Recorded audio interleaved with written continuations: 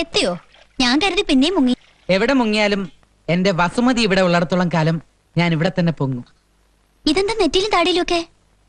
എല്ലാം പ്രേമ സാക്ഷാത്കാരത്തിന് വേണ്ടിയുള്ള ഓട്ടപ്പാച്ചിലിനിടയിൽ എനിക്ക് കിട്ടിക്കൊണ്ടിരിക്കുന്ന കീർത്തിമുദ്രകളാണ്. ആ, വല്ലയിടത്തും കക്കാൻ കയറിയപ്പോ ആരെങ്കിലും പിടിച്ച് പിടച്ചിട്ടുണ്ടാവും. വസു, ചങ്കിക്കൊള്ളുന്ന വർത്തമാനം പറയരുത്. വസുവിന്റെ മനസ്സിലല്ലാതെ വേറെ ഒരിടത്തും ഞാൻ ഇതുവരെ കക്കാൻ കയറിയിട്ടില്ല, അറിയോ? എന്ത്? എന്റെ മനസ്സിൽ കയറിയെന്നാ? അയ്യടാ, ആ പൂതി അങ്ങ് മനസ്സിൽ വെച്ചാ മതി. ഇങ്ങനെ എത്ര പേരോട് പറഞ്ഞിട്ടുണ്ട്. അപ്പൊ എന്നെ വിശ്വാസമല്ല അല്ലേ?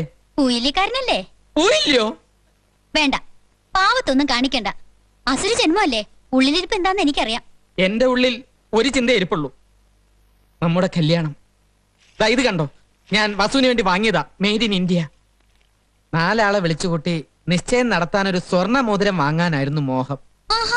പക്ഷെ പൈസ തികഞ്ഞില്ല. വിളിക്കാം, എല്ലാവരുടെയും മുമ്പിൽ വെച്ച് വസുമതിയുടെ കയ്യിൽ ഞാൻ ഈ മുദ്ര വളകൾ അണിയിക്കും. വസുമതിയായിട്ട് ബന്ധപ്പെട്ട എല്ലാവരും വിളിക്കാം. വേണ്ടതിന് പറയരുത്. ഞാൻ ഇതുവരെ ആരുമായിട്ട് ബന്ധപ്പെട്ടിട്ടില്ല. അയ്യോ, ആ ബന്ധമല്ല, ബ്ലഡ് റിലേഷൻ. എന്ത് ബന്ധമായാലും എനിക്കിതൊന്നും വേണ്ട. അയ്യോ, അങ്ങനെ പറയല്ലേ. ചുമ്മാ മിണ്ടത് പോകുന്നുണ്ടോ? ഇല്ലെങ്കിൽ ഞാനിപ്പോ ചങ്കെടുത്ത് കാണിച്ചാലും ചെമ്പരത്തിപ്പൂ ആണെന്ന് പറയല്ലേ വസു? ആർക്കാ പ്രേമ ചെമ്പരത്തിപ്പൂ? അത് പിന്നെ പൂജയ്ക്ക് അല്ല, സ്വാമിക്ക് കുറച്ച് ചെമ്പരത്തിപ്പൂ വേണമെന്ന് പറയായിരുന്നു. അതിനെന്തിനാ വസുമതിയെ ബുദ്ധിമുട്ടിപ്പിക്കണേ? അതെ, ആതിരോട് പറഞ്ഞാലും കൊണ്ടു തരാറില്ലല്ലോ. ഞാൻ പറഞ്ഞു കൊണ്ടിരിക്കാം. ആതിരേ, എന്താ അച്ഛമ്മേ? സ്വാമിക്ക് കുറച്ച് ചെമ്പരത്തിപ്പൂ പറിച്ചു കൊടുക്കൂ. പ്രേമം വയ്ക്കോളൂ, കുട്ടി കൊണ്ടു തരും. വയ്ക്കോളൂ. എന്റെ തലയിൽ ചെമ്പരത്തിപ്പൂ വരുന്നു. ഇനി കാർ ഇവിടെ ഇല്ലാന്ന് വെച്ചാ ഞാൻ ടാക്സി വിളിച്ചു തരാം. പറയാതെങ്ങും പോകല്ലേ സ്വാമി. ആത്മീയ വിളി എപ്പോഴാണ്, എങ്ങോട്ടാണ് എന്നൊന്നും പറയാൻ പറ്റില്ലല്ലോ. എങ്ങോട്ടായാലും ഹോമം പൂർത്തിയായിട്ടേ അവിടുന്ന് പോകാവുന്നൊരു അപേക്ഷയുണ്ട്. ഇയാളുടെ മുഖത്തിന്റെ ഈ കരിവാളിച്ച് കിടക്കുന്നത് കർമ്മദോഷം തീർന്നില്ല എന്നുണ്ടോ?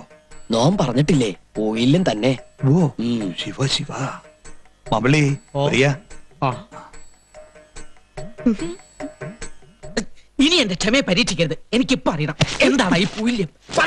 അതെ, രാജയോഗത്തിന് പകരമുള്ള ഒരു യോഗ. രാജയോഗത്തിന് പകരമുള്ള യോഗോ? ഈശ്വര, ഇത് നേരത്തെ പറയണ്ടേ? സ്വാമി സ്വാമി ഇത്രയും മതിയോ സ്വാമി?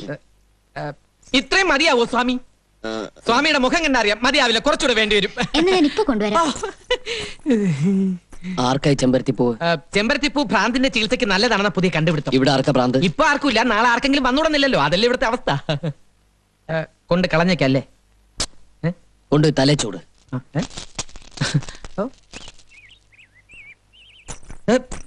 ചെമ്പരത്യാത്മിനം ഭജഗോവിന്ദം ഹേവം. എന്തേ, സ്വാമിക്ക് ഇഷ്ടായില്ലേ? ഇഷ്ടായില്ലെന്നോ? ഭയങ്കര ഇഷ്ടമായി. ഇത് കൊണ്ടുപോയി തലയിൽ ചൂടാൻ പറഞ്ഞു. തലയിൽ ചൂടാനോ? ചെമ്പരത്തി പൂവോ? അതെ, ഓരോരുത്തരുടെ ഓരോ മോഹങ്ങളെ.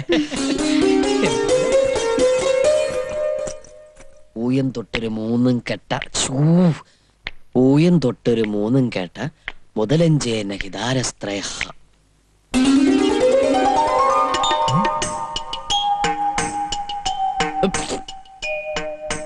എന്തേ ഇങ്ങനെ ചൂടാനാണോ പറഞ്ഞത്?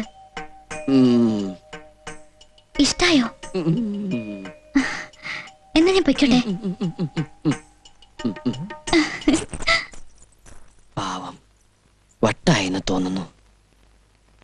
ഇനി ഇതിനും ഹോമം നടത്തേണ്ടി വരുമോ ഈശ്വരാ?